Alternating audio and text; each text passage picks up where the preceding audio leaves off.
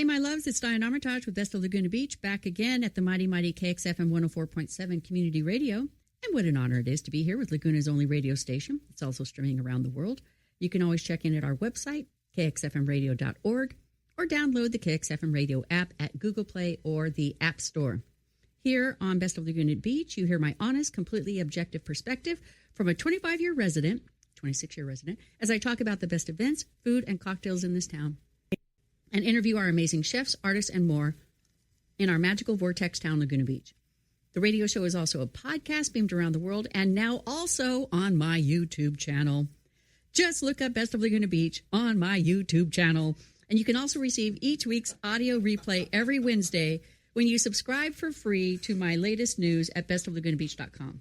Now, Ruben, I have Ruben back. And now that must mean something special. So this is like it's a double feature. Well, it's just hot to trot. This town is just too much. Oh, there's so much going on. We've got so much to talk about. And the truth is it's happening quick. And I don't know if that's on purpose, but it's really flying at residents quickly. And the truth is most of us residents don't even know that this stuff is flying at us so quickly. So we're going to mention some of the items and bring them to your attention.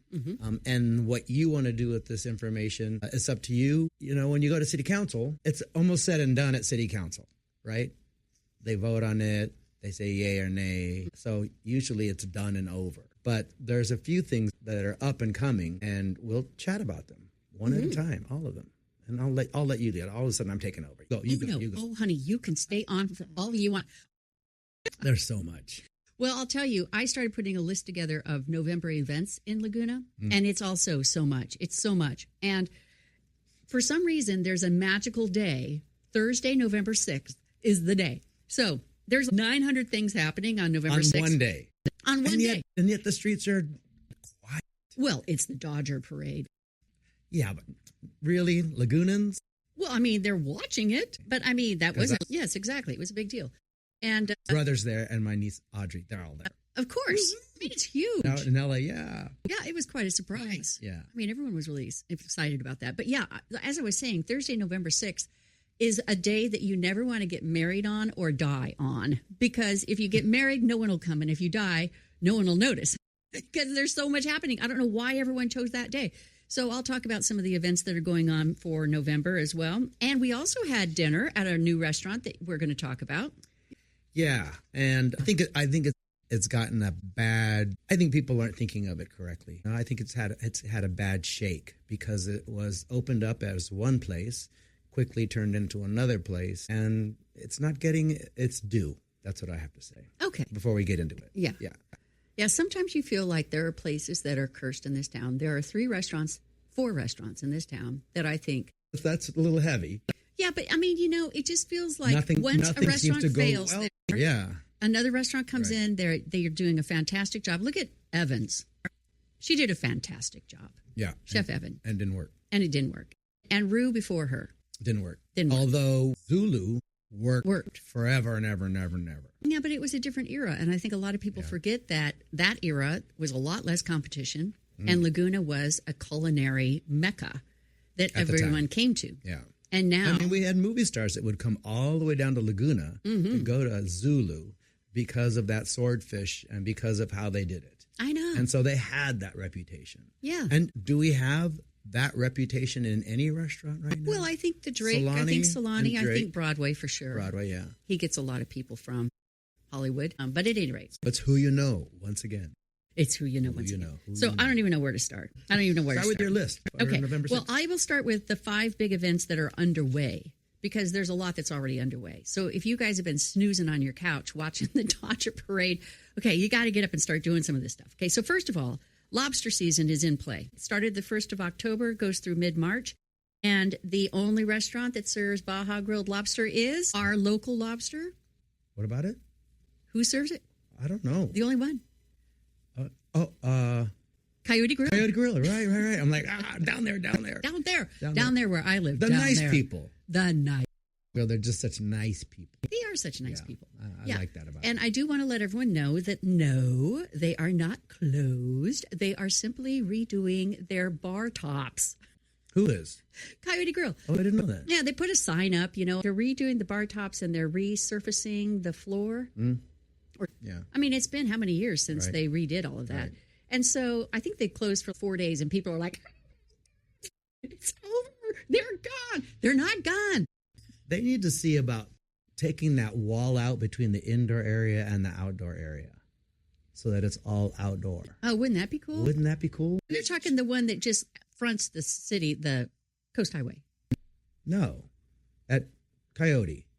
So you pass the bar, you go in through one little narrow doorway, and then you go into their indoor area. And then from there, you go through a wider sliding glass door, and then you go to the outdoor area. Right. If they were somehow able to make a bigger openings between the patio area and the indoor area, it would just make it so great. I agree. It's so nice to be out in that patio area, but it gets filled really quick. Yeah. Even they do friendly seating. What's that called? Where you are you can sitting share a next table. to people. Yeah. Yeah. It's a European style. Yeah, in Mexico. And so I just think they had to figure that out because this would assume they do a good turnover and make some money there, no? They do very well. Yeah. I think they do very well. And the other thing, too, I went in there the other day before they closed, temporarily closed. Get that word. So anyway, Des told me this morning that they think they'll be open by Friday morning at the latest, possibly Thursday night. This Friday. This week. So Thursday, there it is again. Yeah, Thursday, yeah. But every other Wednesday, they're doing bingo night. And so I went in and I went, oh my God, it's huge. So Steve was laughing about it, Des's husband. He's the bartender. He was laughing about it with me. He's like, I couldn't even believe this. He said, Des is a big bingo fan. And so she was going to Lake Forest and stuff to play bingo on her night. Way. So they decided to start doing bingo at Coyote Grill. And they're packed. It's 70, 80 people coming in right? to play bingo. So you're playing bingo while you're eating dinner. Yeah. I mean, you can have food and drinks and everything. Right. And Desiree sounds fun. is calling out the numbers. But like bingo, see, the way I think about it is this is us trying to be humans in the middle of an AI takeover. Right. And a social media takeover where we could just stay in our houses for the rest of our lives. But this is like a community thing, and so everyone's showing up for it. So now they're thinking of expanding to the driveway where the valet is. Really? Wow. It's every other Wednesday. So next Wednesday they resume, and then it's off, and then it's the following Wednesday. Well, way back when the Hotel Laguna was throwing out ideas on how they were going to renovate the whole block, because Mo had purchased the whole block up to Legion, right? What? He didn't purchase it. He became the operator of it. Oh, right. The landlords are in Central California. So, I thought, going down one story for parking, keep another level of parking at street level, and then go up with a cafe, outdoor dining place, and a semi-amusement park. I mean, like a playhouse at McDonald's? Well, no. Adult play games, cornhole, and other things like that. We need some place to go and have fun as adults. And as you're saying, rather than just sit on our computers and sit at our TV, we have such great weather. I mean, right now the weather is phenomenal. It is. And if people are going to go over there and play bingo, why wouldn't they want to go to the rooftop of the parking structure at Hotel Laguna and, have a mini Ferris wheel and some games and stuff like that? I just think it would be so cool. So then we become the Santa Monica Pier. Exactly. Right there at Hotel Laguna. Oh, listen up. Something fun. Hasty and Mo, make something fun. Okay, so speaking of the weather being so great, I want to tell everybody that Dana Wharf has contacted me again. So they're the big whale watching company. They actually established whale watching in Southern California. And the humpback whales are here. This is the season, but they're really close into land. They're within like 8 miles of us. And so they're going out on their whale watching excursions, and they're seeing these gigantic humpback whales showing off and doing all the stuff. So she was talking to me today. They are fluking, chin slapping, sound diving. Wow. How great. Sound diving, I guess, is when they dive, a whale communicates with other whales in its pod, or it sings these songs, or it uses clicking to stun its prey. Anyway, it's all going on. And she said it's insanity. They haven't even seen it like that for a long time. And the weather is so good. What a perfect time to go out and do whale watching. It's every day of the week.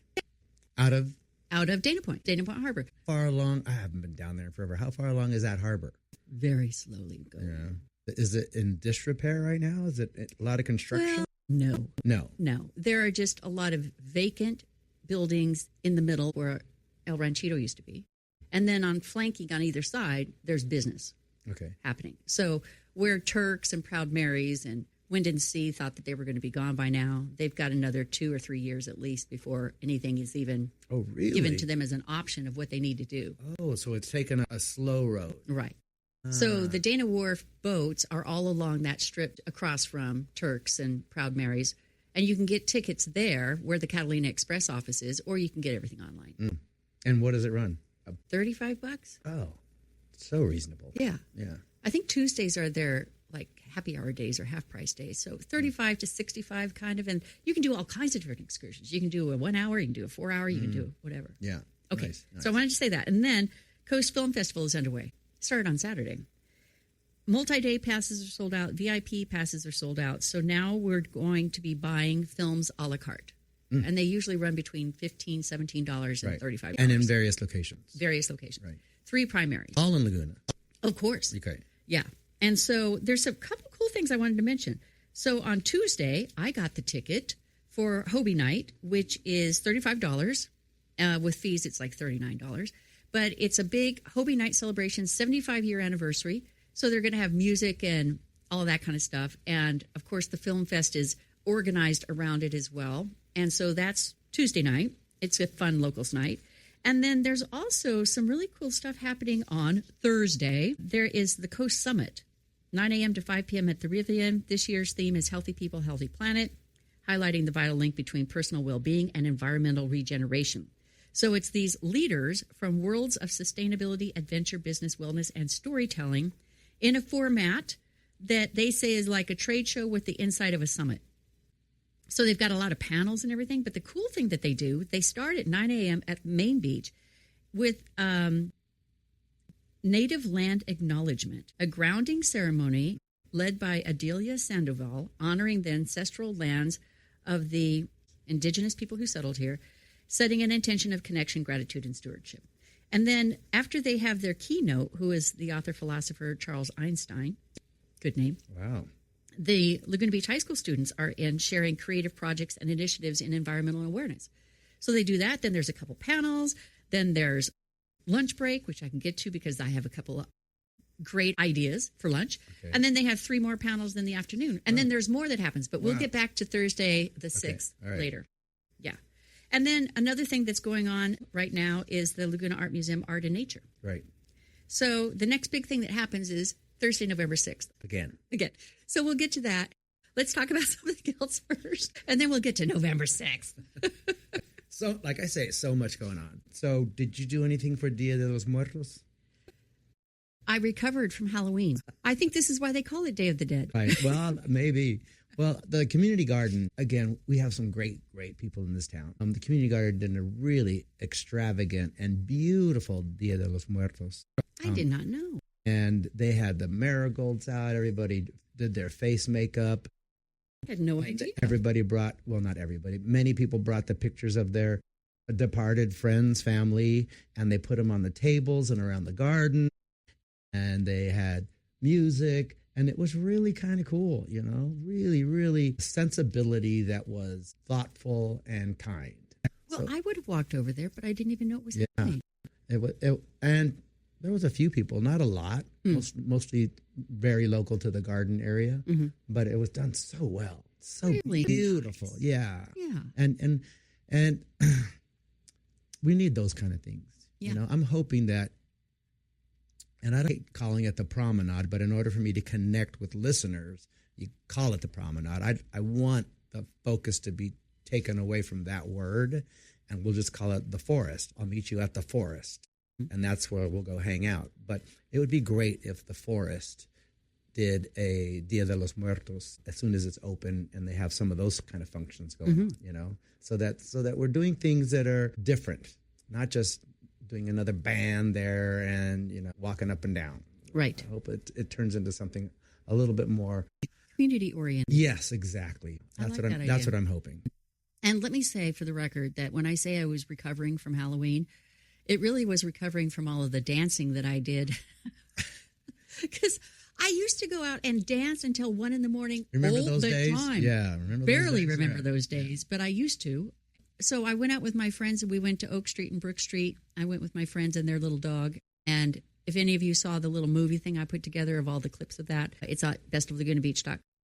And so we did that. And then Terry, my friend, her husband dropped us off and we went to the Drake so that I could have the drink with the bubble on it so that I could tap it with my wand because I was not Cruella de Vil, as many of you thought. I was Bellatrix Lestrange. I mean, for God's sake, I had a wand. I had like kabuki makeup on that made me look like her. I had her big crazy hair and everyone thought I was Cruella de Vil. Anyway, and then Terry and I went to see Slapback at Mozambique. Her husband didn't want to go. He's kind of an introvert. I am too, but Terry dragged me there. And I love Slapback. They're unbelievable energy, and Ivan's house is unbelievable. I mean, he's done such a beautiful job in that place. And it gets good play. There's a lot of people. Oh, my gosh, it was packed. Wow. Yeah, and everyone was in costume, and Slapback was incredible, and they were just it was really high energy. So we were just up there dancing all night. So how much? I think its fire code is 180, I think. Okay. And there's plenty of parking for all that, as well as a restaurant. Well, what most people don't understand is that he did a deal years ago with the Bluebird property that's a half block down. And so he's got all of that underground parking reserved for him. You know, the one at Bluebird and Coast Highway that has all that underground parking? Yeah, right. Yeah. So he did that deal ages ago, and so he uses that for his valet in addition to the... run over there, pick up a car, bring it back over. Ah, good. Yeah. So, yeah, plenty of parking. And in fact, Ramari, who we're looking at across at Ramari right now, they also do valet. So you can park your car at Mozambique, and it's, a half block between Mozambique and Ramari. And then the valet will, come pick you up, or you can drive back or whatever. And the other thing I want to remind people of is Mozambique and Ramari, they will pick you up. If you live in Laguna Beach, they will, I think it's an 8-mile radius, they will pick you up at your home and take you back home in their own fleet of cars. They'll bring you and take you. Yes. Wow. Most people don't know that. I didn't know that. Yeah, Ivan said that the other day when we were doing the interview, and I forgot about telling people about that, but it's true. That's a great service. Of course it is. Yeah. It's fantastic. And he's got 8 cars. Wow. That's good. Yeah. I got to remember that myself. I know, exactly. Okay. All right. Next. So anyway, we were talking about Halloween and Dia De los Muertos, yeah. Right. And so that was something that I thought of that was pretty cool. The thing that's biggest on my mind was city council. I didn't even want to go to city council on Tuesday We forced you down there.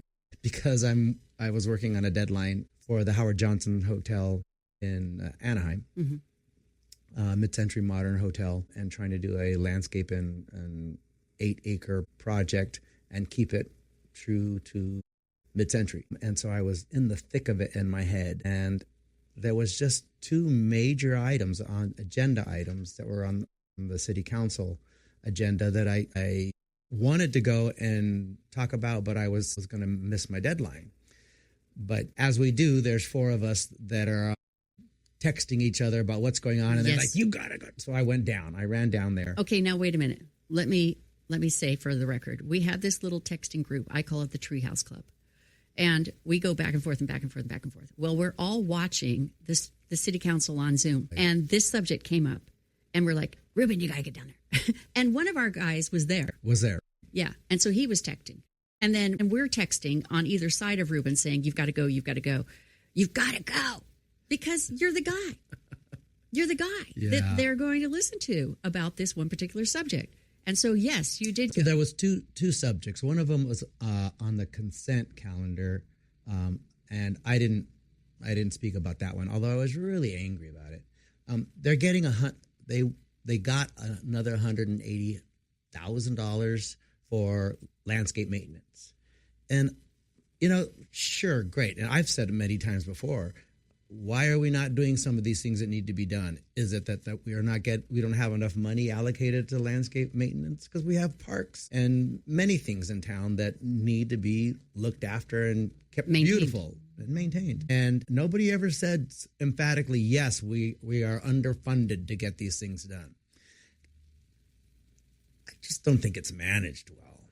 And so I'm not all that groovy about giving a organization more money when I don't see them making some right choices. Like they planted begonias or impatiens underneath the 2 trees at the Promenade closest to Coast Highway, and a week later they were all trampled because they didn't put little fences around them. So, I mean, what a waste. Not to mention, putting those flowers in is just not, it's not the right thing to do. Well, and aren't they at the base of a tree that doesn't need to be watered as much? Doesn't want to be watered. So they should be putting in drought-tolerant type plants in there that do flower. So I got that across to our team, Dave and Reza, and they did some of that over by Whole Foods in a planter, and sure enough, it's doing well. But then they didn't expand that thought to the other areas. Mm-hmm. So, I mean, they put coleus below the 2 purple plants at City Hall, those 2 lollipop purple plants as you walk into City Hall, which are just an embarrassment. Oh, I think they're darling. I know, but, you know, when you go to some of these other, like go to Newport Beach, Dave Kiff's, what he helped to get in there, and it's just incredible, you know. It's an old building. It can look correct. It doesn't have to be dumb. Stately. Yeah, I mean, Fullerton, all these other towns have some really great-looking city halls. Brea, with their landscape that's progressive and now. I mean, we don't have to do it so that it looks contemporary, but it can be correct. Okay. So I would love that. Okay, anyway, so you didn't even get a complaint about that. I missed publicly. That one. And so but you are complaining about it publicly here. I am now. And then they were talking about tree maintenance. And that was the thing that I had to run down there for because it's just not being handled well. And of course, there was 2 or 3 people that stood up and spoke about how trees are blocking their views. Oh, it was more than 2 or 3. Right. And the easy answer to that, is just thin the trees out every year. But our city arborist doesn't want to. But Bob Whalen said, why don't we just thin them out every year? Because that will open them up and cause them to be less of a view blocker, which is just so easy to say. And I think that's going to be the answer. But just for those eucalyptus, it's the Sawdust Festival does their trees every year. They're beautiful. And they're beautiful. And they're all eucalyptus. They're sculpted. No, this is sycamore, tipu. There's some other ones in there. But they do them really, really, really well. I told the city, go to the festival, see how they're done, see what months they do it, because they do it well. And I said, go down to 3 Arch Bay. All the front yard trees in every home in 3 Arch Bay is done by the association. And so once a year, they go in there and lace out all the, and there's very little tree failure in both the Sawdust and that place. And they're open and everybody's yard is flourishing because they're laced out and the sun comes down in them and things don't die. So there's ways to do it, but it's not happening. The feeling I felt, it was way more than 3 people complaining. But it felt like the trees were suddenly this enemy in town. Right. And that they all wanted them cut down. One city council member said, we should just get rid of some of these trees. And I'm like, that is the opposite of what we should be thinking. We should be thinking of how can we endear ourselves to these trees to make sure that they're growing correctly with the views and with our residents versus let's chop them down. It was just silly. But they're providing a very important service to us. And this is what we as humans seem to forget because we're just so narcissistic, I guess. And they're not being managed. They're not being trimmed in a way that allows the canopy to go over the streets. I mean, we all have been down to Pasadena and La Cañada and many of those towns where the trees actually make a canopy over the street. And that street is so much cooler than another street. Mm-hmm. And so there's no reason why we can't do that as well. Obviously, there's places where you need the height, but it can be over that height. And then there's other areas where you don't have those big trucks coming through the neighborhood, and you can let them grow. But why not allow the tree canopies to provide us with some of that shade so that we can get a respite from the sun when we have our sunny weather? Mm-hmm. And the arboriculture, what was it that Ranagi said? Arborwise, or what he made up a word. We were all good for him, laughing about it. I know he's a great guy. But there's a California Torrey pine that was planted at Thalia and Coast Highway. And that Torrey pine is going to be a view blocker. And it was planted by this particular current regime of arbor people. And I keep saying, get that out of there. You know, people say, well, when were those eucalyptus planted? Why were they planted? It's like, well, they were planted because they're in the ones that the one gentleman was angry at are the ones that are at the Glen Eyrie parking structure, right? And so that's not that old. And the trees aren't big trunks. But it was done more recently, and they planted eucalyptus that probably shouldn't have been planted there. Mm-hmm. And then now they just planted a Torrey pine, which once you look at the two that are left in front of the Festival of the Arts. They got to be 80 feet tall, 80 feet wide. Yeah. So that's going to be a huge view blocker. But it's still young enough that they could probably pull it out and go plant it somewhere else. Mm-hmm. And it was planted recently, in the last 3 years. And so I just don't think that there's people in charge that know what they're doing. Right. It's a frustration to me. Well, I'm actually glad that you ran down and spoke your piece. Right. And I don't know, as many of us feel when we do go down to city council, what value it is. Yes, I got to say that I said what I needed to say, but did it make a difference to the council members? I'm not so sure. Bob helped out a little. Hallie helped. She's much more environment conscious. I think so. She heard the pleadings. And so I hope that we get back on track, because way back when John Petig was in charge, mm-hmm. and I don't know, was it during COVID when they started to just concrete over many of the tree wells. Because they said we can't come to a decision right now, and they're going to be liabilities, and so they just concreted them over. We still have 4, 5, 6 of those tree coffins with concrete over them. I'm like, let's stop that. And we should find 50 more holes that we can make to put more trees in, because we need that. Yeah. I agree. For our environment, for our health, for our enjoyment, all of that. Right. There's no reason to not. Well, and I just think that it's so important for like people who have these expansive ocean views and they're complaining about one palm tree that's a mile down. And I think, well, don't you think a palm tree is lovely for this area to look out upon? It's a 4-letter word. It's one. Yeah. I was disappointed with the residents that they were that, persnickety?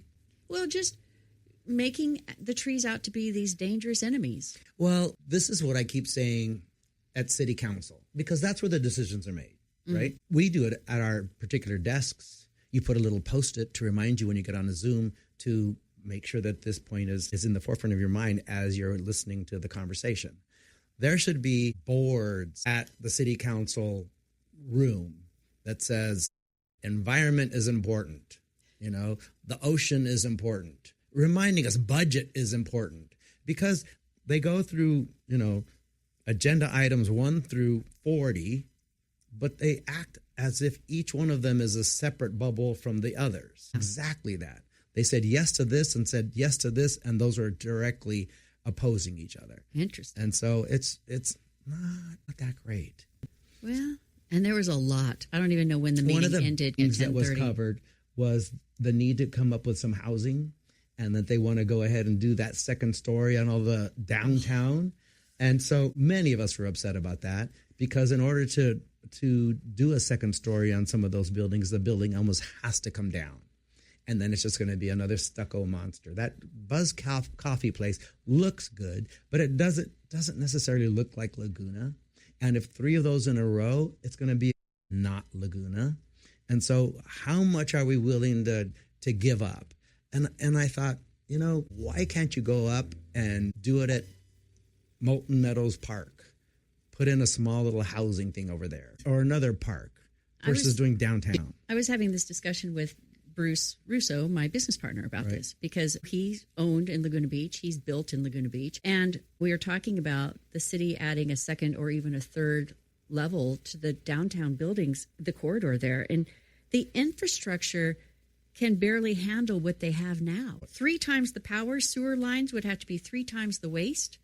Water, 3 times the size for the building. I mean, all the pipes to supply the volume of that new demand would have to be completely done.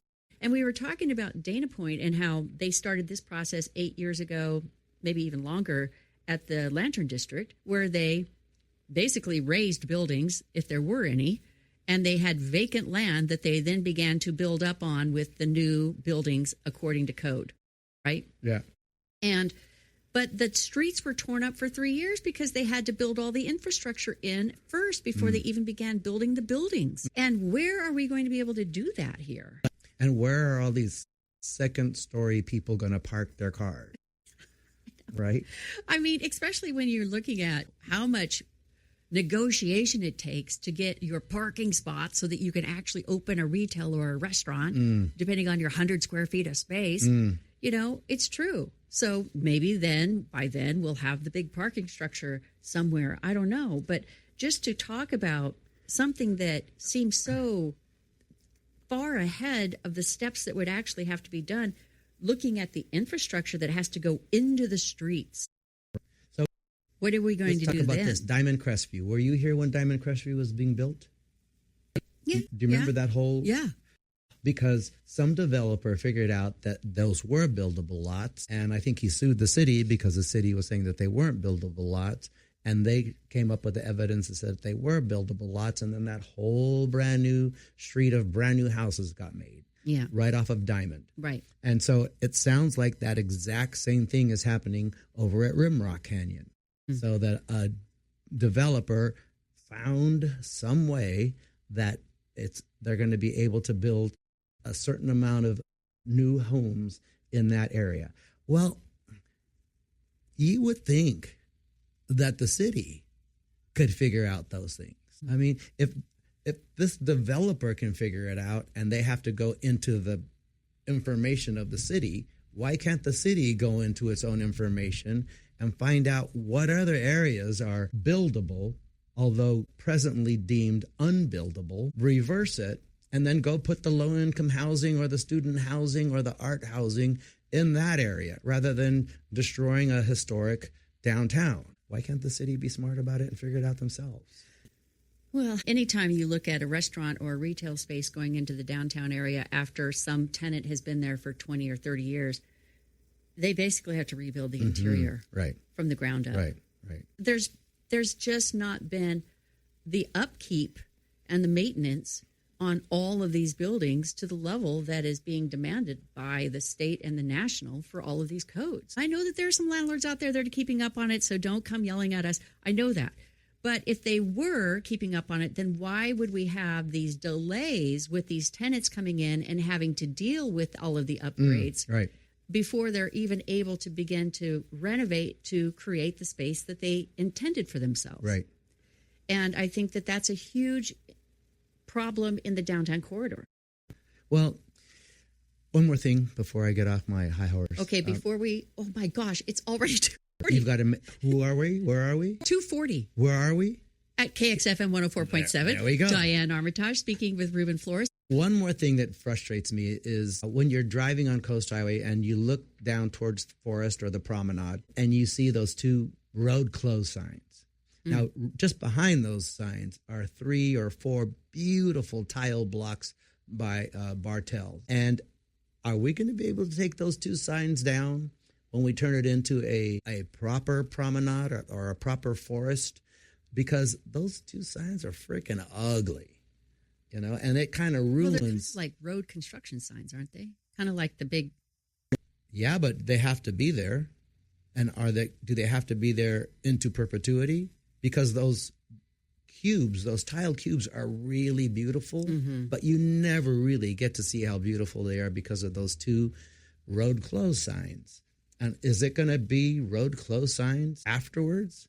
I want to know about that. On another subject, I was able to go and be a guest at Robert Englund's star on the Hollywood Walk of Fame. Yes. And it was so much fun. So Nancy and Robert Englund invited us to be some of the people at the event, and it was exciting. It was at 11 o'clock, and then afterwards we had lunch at Russo's. What is it? Frank and Russo's? Mm-hmm. Yeah. Mm-hmm. And a great lunch. And, so tell them who Robert England is. Freddy Krueger. Freddy Krueger. Yeah. And we sat next to, who's the guy? Freddy and the other masked guy. Oh, Jason. Jason. Yeah. So we sat next to Jason. Yeah. Delightful, nice man. It was just an overall great afternoon. And yes, I closed the nursery down so I could go up to Hollywood. And it was so much fun. And then afterwards, I handed out about 3,500 pieces of candy at the witch's house in Beverly Hills. And they closed the streets down because just like we do in Laguna, they closed the streets down in Beverly Hills at the flats in order to get all these kids coming in. And then it was beautiful. Well, okay, a lot of people don't know that you have been a long time, what would you say you've been at the witch's house? Consultant working on it, helping to develop it, and Nelson, the interiors. And it's beautiful. It's an outrageously incredible place. It is. Yeah, it's really, incredible. really incredible. And you can look it up online because it's been on Architectural Digest, many magazines. But the event itself was just so much fun for Halloween. And there were so many people there. It was like, do you think thousands? Oh, yeah, easily. Thousands. Easily thousands. To see him get his... Now, I know that doesn't happen for everybody. Right. And that is really amazing. But that just goes to show that he really changed up a genre. And you guys were saying that... I mean, you were showing me pictures. I'll put some of them in my Best of Laguna Beach blog. But people dressed up like Freddy Krueger like fanatics. Yeah. Yeah. It was packed and it was fun. And I'm not a horror movie genre person. No, me neither. And so I was pretty much unfamiliar with most of them. I did see a couple of them, and so I was glad that I had. But all the people that went and stood and spoke, it's the whole Hollywood thing. It's the Hollywood thing. It's the Hollywood thing. It's a lot of fun. Awesome. So that was good. Fun. That was fun to do that. So, do you have something, or are we going to talk about Pacific Edge? Well, I wanted to talk about Thursday, November 6th. Again? Okay. Because we haven't gotten through it yet. Okay, so I just want to tell you guys that it is a big day. So the FilmFest has the thing that starts at 9 a.m., and then they have their thing that goes through the whole day. Now, they have a lunch break. If you're going to do lunch, go to the new Piatti lunch, people. I mean, it's fantastic. I've had lunch there twice. It's fantastic. You sit out on the patio. It's absolutely beautiful. It's great. So that goes until 4 o'clock. They're finished at 4. From 4 to 5:30, you have time to skitter up to the Laguna Art Museum for Ana Teresa Fernandez's talk. She's the one who's coming in to do the huge art installation for Lamb's Art and Nature. But she's going to be talking at 5 o'clock up at the museum, which I think would be kind of cool because she talks about how she decided to put all this together. And then back down at the Promenade, named Forest. By Ruben, is going to be Film X Music. So at 5:30, it's Jason Freddy. And then they start showing those films on the Promenade for free with all the people until 8:30. And then Partyfoul comes in from 8:30 to 9:30 to close out the evening. And Partyfoul is? Partyfoul is a really great band. Okay. They're a great band. And then kind of like maybe a sort of funk reggae. Cool. Yeah, they're very good. And then also we want to remind you that if you're not into that, the Cliff is doing its game day grub menu at the Cliff restaurant. So they actually have a happy hour themselves. And then they have a game day that runs on Thursdays and Sundays and Mondays for pro football. And they have the Perfect Blend band playing up there on Thursday night, which is a fantastic band. It is a fantastic band. It's a husband-wife team, and they tour all over the country now. I mean, they're big. So that's going on. And then the Art Walk is also happening on Thursday, right, the 6th. And the thing that I tried to get into that I didn't get into is Mike Tauber's walk. Right. It's happening from 3 to 4:30. But it was sold out. He's doing a tour of public art in downtown Laguna. And I thought, how cool would that be to go see all these things and get someone explaining why they're there and all that kind of thing. And he knows them so well and in such detail because he's been with Loca forever and he's got many of his own pieces around town. And Loca stands for? Laguna Outreach for Community Art. Right, exactly. And so we don't get a go on that. I was so excited to go. Apparently, they're going to try to plan one for 2026. So all of that is happening on Thursday.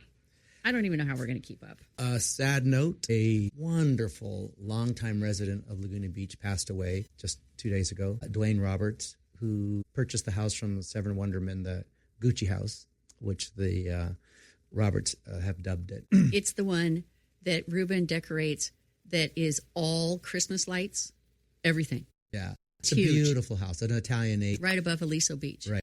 And the gardens are great. But Duane, his beauty is the Mission Inn. He put his heart and soul into refurbishing, and he was from that area. And what he did to bring back the luster and the beauty of the Mission Inn, everybody should sometime in their life go down there, have a dinner, maybe spend the night, and really take a look at what historical California is and looks like. It's really incredible. So you can just imagine the Mission Inn being built at this era and Hearst Castle being built. And both of those men were travelers, and they brought back things. And so they didn't necessarily match, because like at the Mission Inn, there's an Asian wing, and then there's a Spanish wing, and then there's the Italian area. Same with Hearst Castle. There's the pool that's incredible, but they were just collectors, and they wanted to surround their home with all of these things.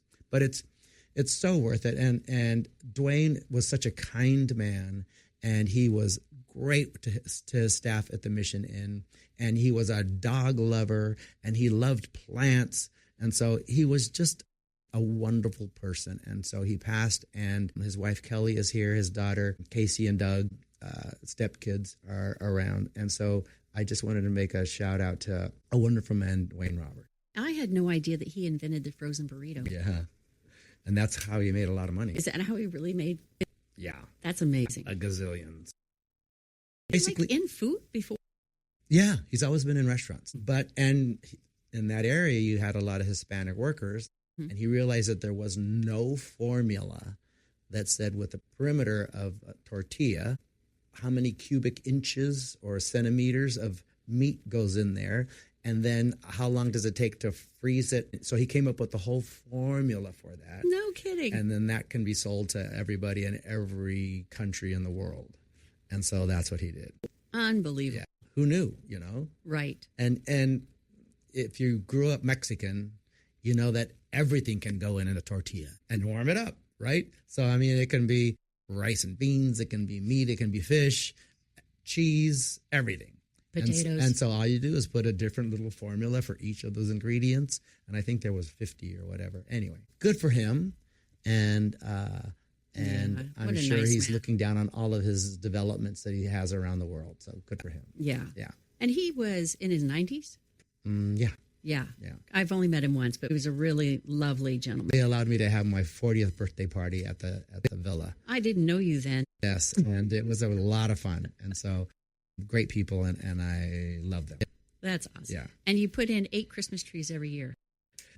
Well, there. Yeah. Okay, we're at 2:51. What are we going to talk about for our last Pacific 8 minutes? Edge. Oh, well, we can talk a little bit about that, Yeah. but we also want to mention the restaurant. Oh, yeah. Yeah. Q-Terrace. Yeah. We went to Q-Terrace. Saturday night with Nelson. This is what I opened up with, that I said, I don't think it's gotten a good shake, because we went there and immediately I sat down in this chair and I'm like, wow, this is a nice, expensive chair.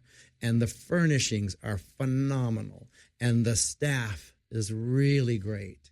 And the TV screens, which were really cool because we went to watch the last game, Dodger game. They're not in the most visible places, but you can see them from where you're sitting. So in other words, it was very well thought out that when you don't want those TV screens on, there isn't a big black area. Right. They just kind of disappear. Right. Which is so smart, and which is really, really good design. And we went to all 3 floors, and it is a beautiful place. I'll tell you. And I think most of us are not going there because, one, parking isn't that easy, but who cares? Number 2, it was the Red Dragon, and it didn't happen. And so we're just used to passing right by, not even thinking about that being a viable restaurant place. Mm-hmm. And I know the 3 of us haven't gone in. How long has it been open? 3 months? 3 months. 3 months. Mm-hmm. And we just finally went in. And I'm the restaurant. Yeah, and you're the restaurant person. But they also haven't been very forthcoming about No. Diane, come and take. I was trying very hard to Right. reach them, and I couldn't get them to call me back. And so, But they're from Ukraine. Ukrainian. This is their first restaurant in the United States. But they have others, a few in Ukraine. Right, exactly. And they're very successful. They've actually been here since the 90s, but this is the first restaurant they've established. And their Armenian chef doesn't even speak English. Right. They had to have a translator. And he came When out he came and out and talked to chatted him, with and he us. was great. He was darling. Yeah. Handsome guy, young, and was just so pleased that we asked for him so that we could speak to him. Yeah. And the food was very, very, very, yes. So good. Yeah, Very the drinks were good. Yes. Really good. Yeah. So I'll tell you quickly what we had because I made a little list. So we did the salmon tartare and the bruschetta when we were downstairs at the bar. Right. And then when we went upstairs to the third floor bar, which is where the rooftop is. And this, folks, when the Red Dragon was open, I said this was the most beautiful restaurant in Laguna Beach. It is still the most beautiful restaurant. Yeah, it's great. It's stunning. Yeah. And that rooftop, they should put everybody up on the rooftop. Right. You should start there. Start there. Yeah. It's amazing. So we had the baked camembert up there. Oh, that was so good. Mm-hmm. And then I had the chicken Kiev. And so it has this garlic herb butter center. And when you cut open, it goes into the creamy mashed potato underneath. So good. And you had the grilled salmon, right? Right. Good. With all those yummy veggies. Right. And then Nelson got the seafood risotto because I kind of talked him into it. And it was tasted fantastic. so good. Like Yeah. I always say, whenever you go to a restaurant, there are two things you want to test if they've got them: soup and risotto, because risotto is very difficult to cook in a kitchen environment. And soup, of course, tells you how well the chef knows food. And if they can bring it to your table hot. Exactly. You know, the That's worst thing key. is to order soup because I'm a soup person. Yes. And when it comes to your table and it's lukewarm, it's kind of like, nah, I'm not doing it. Yeah. I know. Yeah. Yeah, that risotto was one of the best risottos I've ever had. Mm-hmm. It was very, very good. And then they gave us this, I'll completely kill it, sorenke, these little fluffy cottage cheese pancakes. Oh, yeah, I forgot about that. That they had seared, and they were only the size of a silver dollar, Right. but they were puffy, and they had cottage. Oh, that was the dessert with the little citrus. What was the name of our server? Well, Kevin was the Kevin. Kind of like the manager bartender. yes, And exactly. he took the time, told us all about the place and about the wine list and about the drinks because he's definitely a drink connoisseur. And, in fact, we did have a couple of drinks that were the specialty drinks, and they were just so good. Yeah, they were good. Yeah. Yeah. And so everybody just go and give them a try. Yeah, before you pass judgment, Right. enjoy what they're offering. Because they've got it. Now, Yeah, they've got they've some got bad plans, but the rest of They it's do all have some good. bad plans. And as a restaurant consultant, I can look around and go, okay, this probably needs to, Right. this needs to be tweaked a little bit. And all of us had to let go of any of that stuff. Exactly. And then just enjoy the service and the food. Right. And because, I mean, when you're a restaurant consultant and when you're a landscape design person and when you're Nelson, who does decor, Interiors. the three of us, we're tough on restaurants Right. because this is what we do for a living. Right. But so I'm not saying that Q-Terrace is missing where other restaurants are not. It's just that, every restaurant needs a little few Little tweaks here here and there. Right. Yeah. But it was spectacular. Yes. And Pacific Edge is right across the street, which is going to go through a major remodel now. And so it'll be interesting to see how Q-Terrace, because they look over Pacific Edge, right? And so we were just reading November. When is this thing that we can go to the city council? It was Wednesday, wasn't it? It's Right. Planning Commission. It's planning commission. Anyway, It is Wednesday. they are planning on doing a huge renovation. And according to what we read, most of these things were decided in 2020. Correct. Under the previous owners. Right. Mhm. And so now this company is going what looks like full steam ahead. And if you drive by, you're going to see some orange flags on the area that is just a flat parking lot underneath. And so it'll be interesting to see I haven't been able to read the whole thing. I mean, from what we can gather from what we've seen, they're not expanding on the height of anything Except other for than an elevator. Conditioner. elevators are going to be interesting. Right. Because if they make the elevators like they did at Skyloft, they've got to come up out of the roof, Right. and that wreaked havoc Right. for Skyloft. Right. So we'll see what they do with that. But beyond that, that parking lot side on the north side is definitely, I think, going to be a building. So that Looks would like, be right. the only thing that they Or it could be 3 levels of parking. I mean, I didn't know that there were 11 buildings as part of this Right. whole process, this whole property. And, I jogged past that beach and have for 30 years. Obviously, I used to jog more than I do now. But it needs some renovation. And obviously we know it needs renovation from Coast Highway side. And so Surf and Sand just did theirs, and everybody's happy with that. It looks like a shiny, beautiful place again. The Montage still looks beautiful and incredible, although they need to fix their landscape. I'm going to go talk to them soon. Now it's time for Pacific Edge, because those are our three biggies, right? Well, aside from Hotel Laguna, yes. But I do think that this is where the community really does need to support this, because it can only get better. Right. At Pacific Edge. Right. And from what the initial plans were in 2020, they were very modest as far as keeping the look and feel of Laguna. And it sounds like they're picking up those same plans and moving them forward. We'll have to take a look on Wednesday. Well, let me say this. Do they have the potential to be better than Hotel Laguna? Really? Easily, right? Yeah. I mean, well, they paid $80 million. It was the biggest hotel sale in 2024. And it's a well-funded company. It comes from, Marriott's grandson is the guy in charge of this company. Yeah, and if they do it respectfully, so it's not this big old contemporary blob, power to them. And I'd love to go and hang out there, Yeah. Because the deck is a great location, but if that deck was a little bit bigger, that could be great. And then Driftwood is great. The renovation of those buildings and those restaurants would be great. I love it. Let's go see. Let's go see. Okay, folks, thanks for listening to us. We're going to wrap it up. It's Diane Armitage with Ruben Flores, KXFM 104.7. Make sure you go to my YouTube channel, because we're actually putting this out on the YouTube channel as well, and bestoflagunabeach.com. And the replay will be up on Tuesday or Wednesday in my email, and we will see you then. Bye. Okay, bye.